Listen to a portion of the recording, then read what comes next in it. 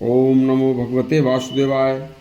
आज के प्रसंग में संत कबीर ने एक बाहुबली धनवान को उसके घर में होने वाले अमंगलकारी कार्यों के का कारण बताया था।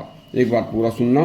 संत कहते हैं, संत कबीर भगवान के सच्चे भक्त और शुद्ध हृदय संत थे।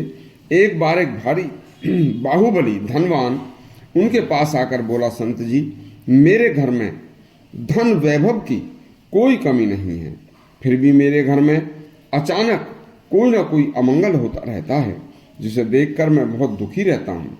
कोई उपाय बताएं जिससे कोई अमंगल ना हो। संत कबीर बोले, भैया, सभी अमंगलों का कारण कुसंग है। मनुष्य सभी कर्मों के लिए स्वतंत्र है, चाहे भक्ति कर लो, चाहे जो सुखों की खान है, चाहे कुसंगत कर लो जो अमंगल करती है। भक्ति स्वतंत्र सकल सुख खानी, बिनु सत्संग न पावई प्राणी। संत समागम करने से सब कुछ मिल जाता है। सत्संगत मुद मंगल मूला, सोई फल सिद्ध सब साधन फूला।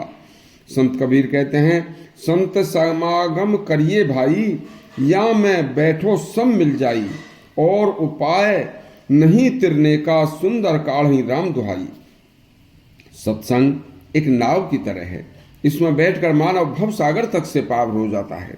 सत्संग चंदन की तरह पवित्र है और पारस पथरी की तरह कंचन बना देता है।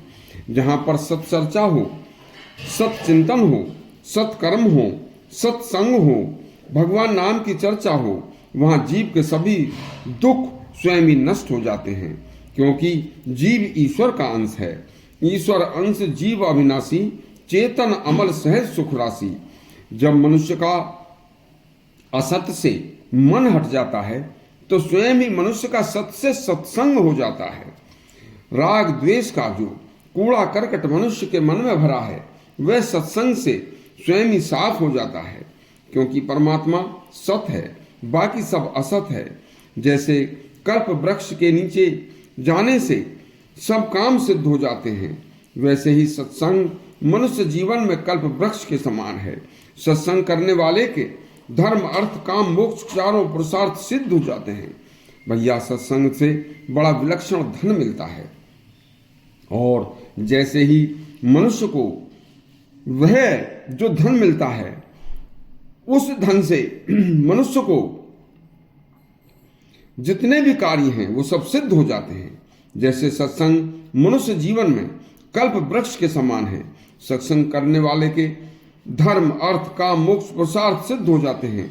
सत्संग बड़ा विलक्षण है, और जैसे उस विलक्षण से विलक्षण धन उसे मिलता है तो उससे तृष्णा जागृत होती है। वही सत्संग करने से तृष्णा मिट जाती है।